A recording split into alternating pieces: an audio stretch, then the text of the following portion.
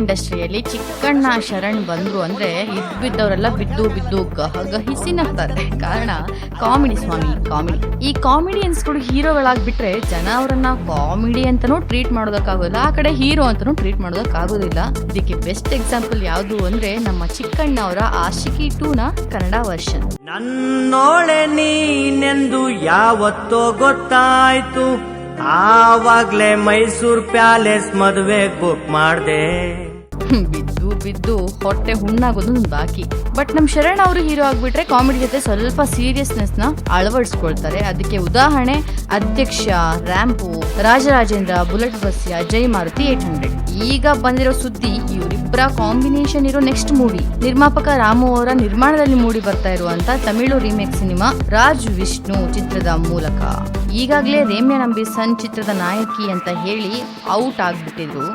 ಈಗ ನೋಡಿದ್ರೆ ಮರಾಠಿ ಚಿತ್ರರಂಗದ ಖ್ಯಾತ ನಟಿ ವೈಭವಿ ಶಾಂಡಿಲ್ಯ ಹೀರೋಯಿನ್ ಅನ್ನೋ ವಿಷಯ ಗಾಂಧಿನಗರದಲ್ಲಿ ರಾರಾಜಿಸ್ತಾ ಇದೆ. ಇದು ಆಕೆಯ ಮೊದಲ ಕನ್ನಡ ಚಿತ್ರವಾಗಲಿದೆಯಂತೆ. ಏಪ್ರಿಲ್ 25 ಅಂದ್ರೆ ಸೋಮವಾರದಿಂದ ಶೂಟಿಂಗ್ ಸ್ಟಾರ್ಟ್ ಆಗುತ್ತೆ. ಅದೇನೇ ಇದ್ರೂ ನಮ್ಮ ಕನ್ನಡ ಚಿತ್ರರಂಗ ಮತ್ತೆ ಪರಭಾಷಾ ರಂಗದ ಕಡೆ ವಾಲ್ತಾ ಇದೆ ಅನ್ನೋದೇ ವಿಪರ್ಯಾಸ.